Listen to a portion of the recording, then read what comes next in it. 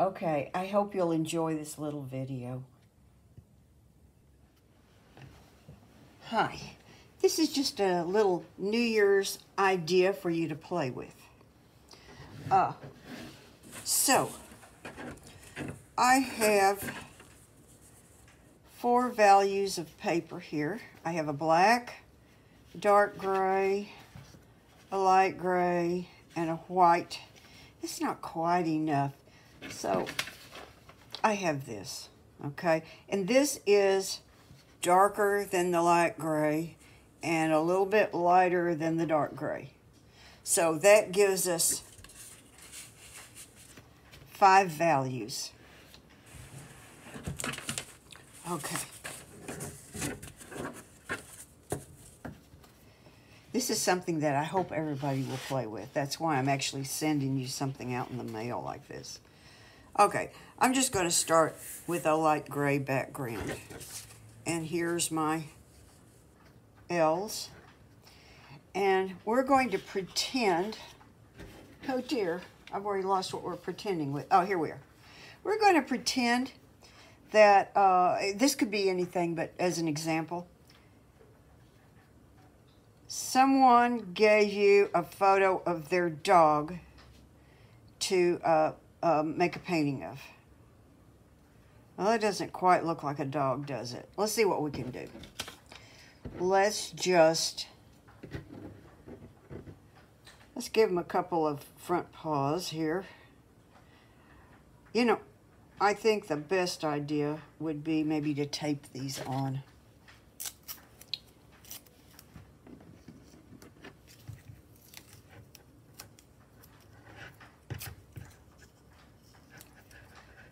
Oh dear.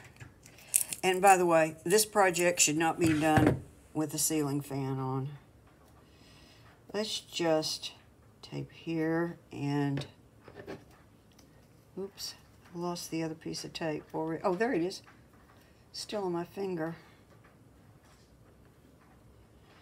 And then a dog should have ears. If I put some floppy ears on it, it'll be a dog. Or it will be some semblance of a dog. Let's put it that way. This is easier if you have fingernails.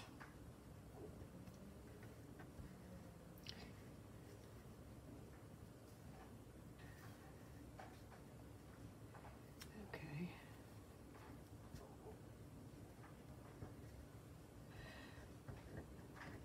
Okay. Now we have a dog.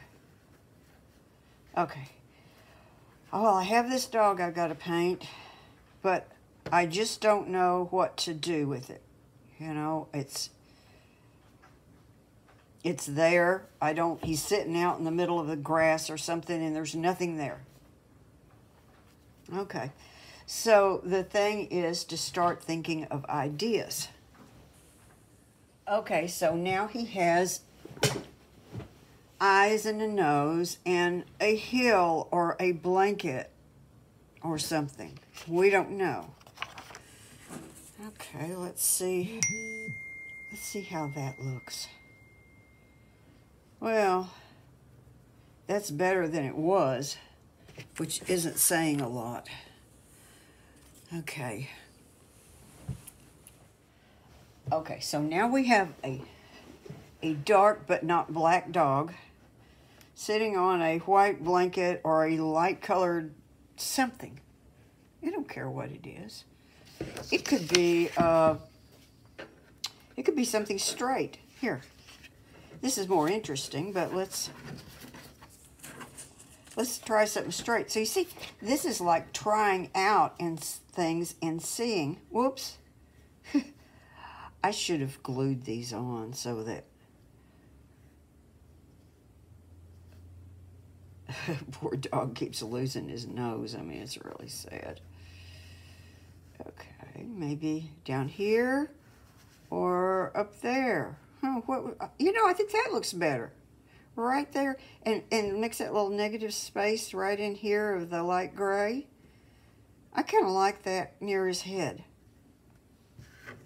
Okay, so see, I'm discovering things.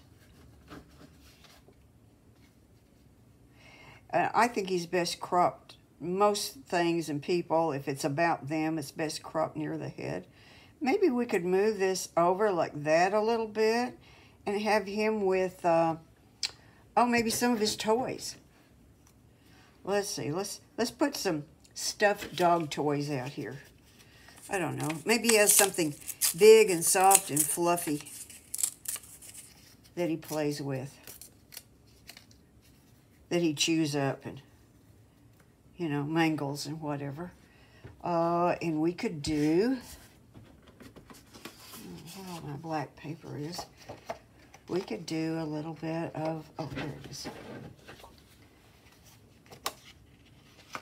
Here, maybe the stuffed toy has got spots, or maybe it has eyes.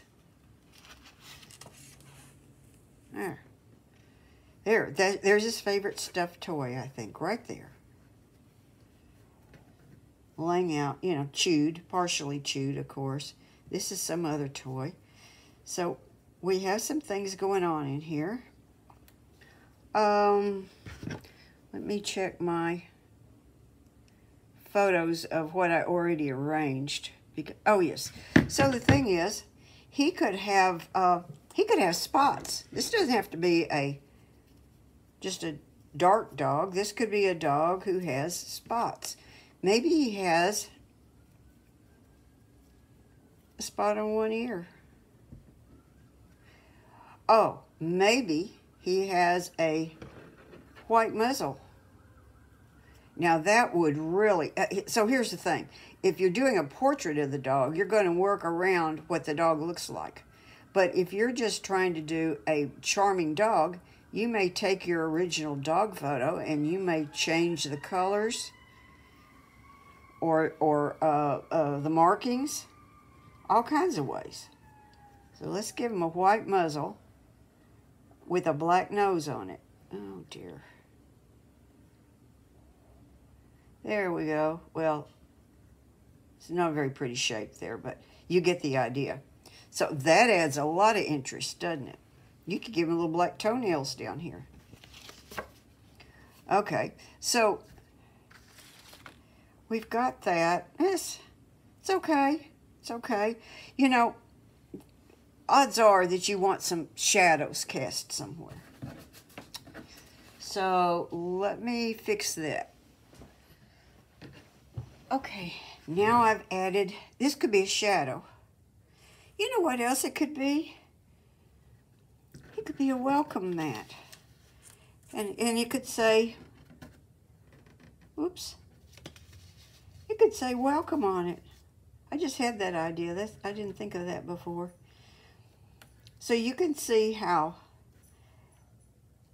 ideas start to happen as you do this.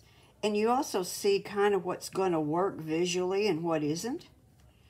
In fact, one more step here.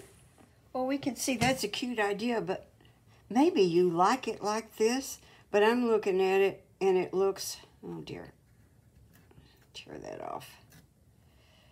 And it looks a little, you know, it's just squared off here. And that might be a good thing, you know, that depends on the effect you're trying to get. If you want something kind of whimsical, you might actually like this kind of static position here. Oh, by the way, dogs with white on them usually have a blaze on the chest. See how those little things come together? Okay, but let's try something different here. Let's take the welcome mat and let's still make it a little crooked because maybe he's not sitting square on the welcome mat anyway. So maybe like that, or maybe even cover up a little of that. Okay. Something a little like that. Okay. And then maybe he's got a toy.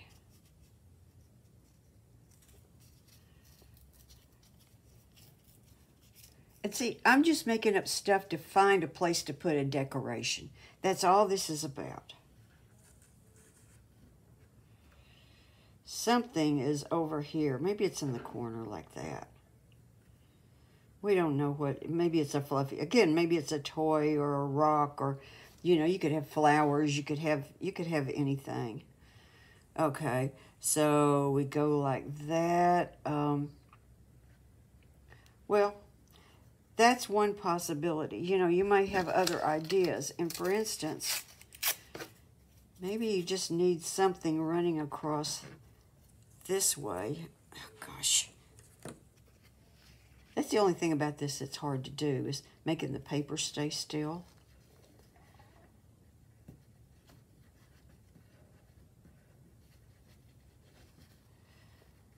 I don't know what that is. And see, you don't actually have to know what these shapes are at the time you do them, but as you put them down, you may start having ideas about what they are. There, let's cut part of that type off on the welcome. Let's do that. And then let's try pulling this up here a little further. Oh, can't get a grip on it. I have no fingernails. Yeah.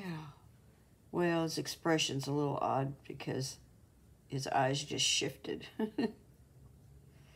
Okay. So, for instance, okay. Now, at this point, he's no longer the portrait of the dog we started out with. But if you were just doing, you know, a picture of a cute dog, you can alter that dog. And this is a way to test some things out and see what you like. We could even have a little bit of the light gray.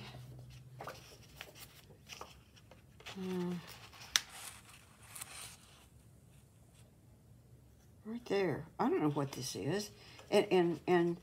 Or you could have a shape running along the side. There was a guy, the last name started with a Y. That's all I remember. That used to show those water-soluble oils on Channel 13. And he always referred to, he'd always put a tree along the edge of something. He called it an eye stopper. Well, whoa, if I do this, look, I just extended this shape down here. Well, that's curious. I don't think I like that. But maybe I would like this. Oops.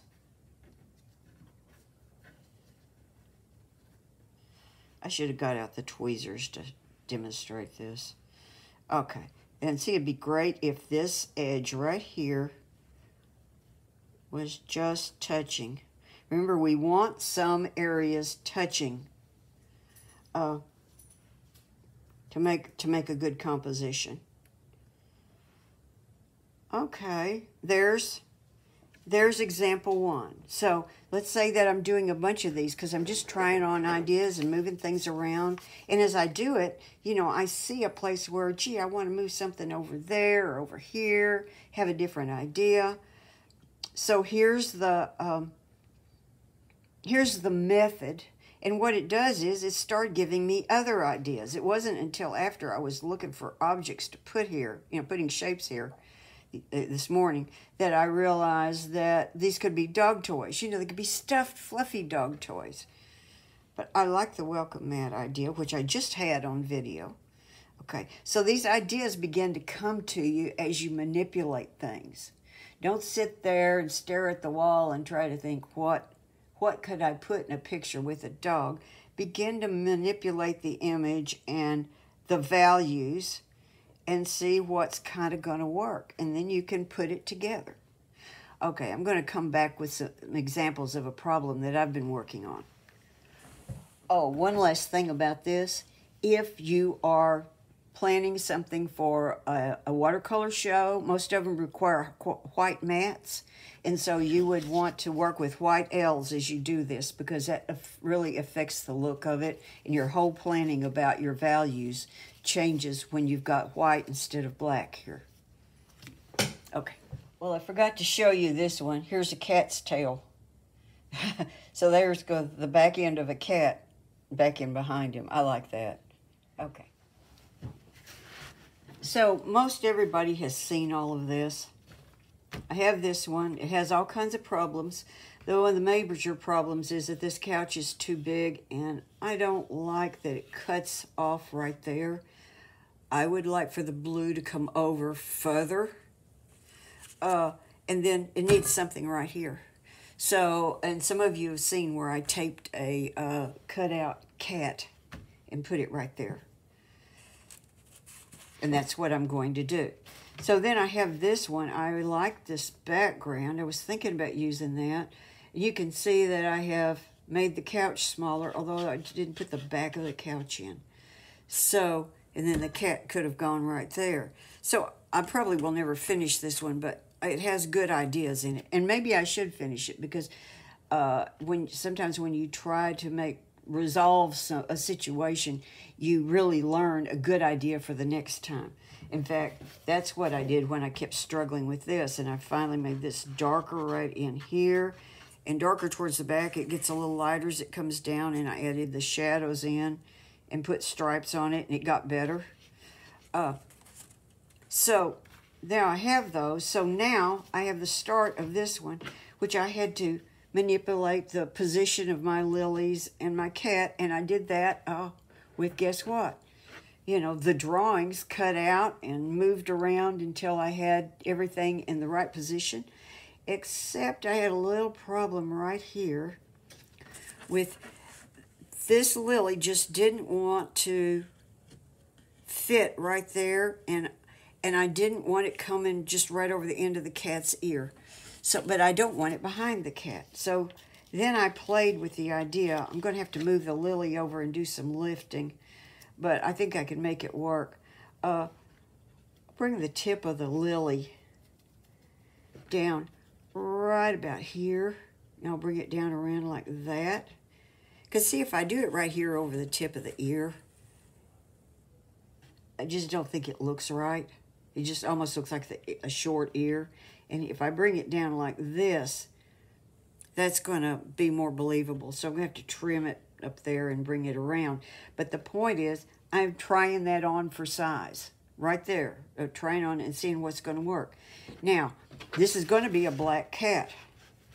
And so once again, I'm looking at this wondering, what do I put in the background?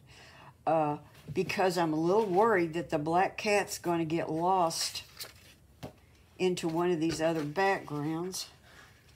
I've lost the other background. Oh, here it is. Yeah, into one of these other backgrounds. See, like here. Well, I don't know. Maybe not. And I like the idea of the orange down here to go with the eyes in the center of the lilies. Well, the one lily that shows. So I'm probably going to go with the orange down there. So one of the things I did was I said, okay, here's the black paper. You know what? It's even about the same size as the cat. I just set it on here. Well, the cat may not be quite as black at the edges, but you could see that this stands out plenty well against that, which was what was worrying me. So I'm going to go with some kind of background like this, which that'll work pretty well with that. And then I'm going to have the oranges, yellow oranges, which are the main colors in here besides black, really. So you can see how I finally kind of worked that out. But the point is that, again, just taking things, moving them around. See, these lilies are not in the same position at all. They look close, but the fact is that this lily has been moved up quite a bit. I may have enlarged it. I can't remember. I think I did enlarge them a little bit and move this lily way up so that there would be room for the cat's head to mostly show. I kind of shortened a petal there. I've begun to work in some green here, which you can see that's multi-layers. That was 2 colors of blue that I kind of put in there and mingled, and then I glazed over with some yellow. I think Queen Gold. I don't remember. And I did a little bit of lifting, you know, smudging around and stuff. So I've got kind of an interesting movement of color here that's not overbearing, but it's kind of nice, I think. So So that's a good start on that. And this will probably be the piece that I actually maybe show on the internet or something. So that just gives you an idea about composing. Because if you set up a still life, and I've done some of it, if you set up a still life, sometimes it is just, well, for one thing, the camera distortion is a problem. But also just some big round things, you can't set them close to each other because it's pushed back, and it just doesn't ever quite satisfy me when I try to set one up, which is why I've avoided still lifes as much as I have.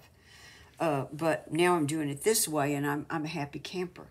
So I'll be sending you the kit, with all the little ditties like that, and an excerpt out of one of Shirley Trevino's books, and I hope you'll play with it some.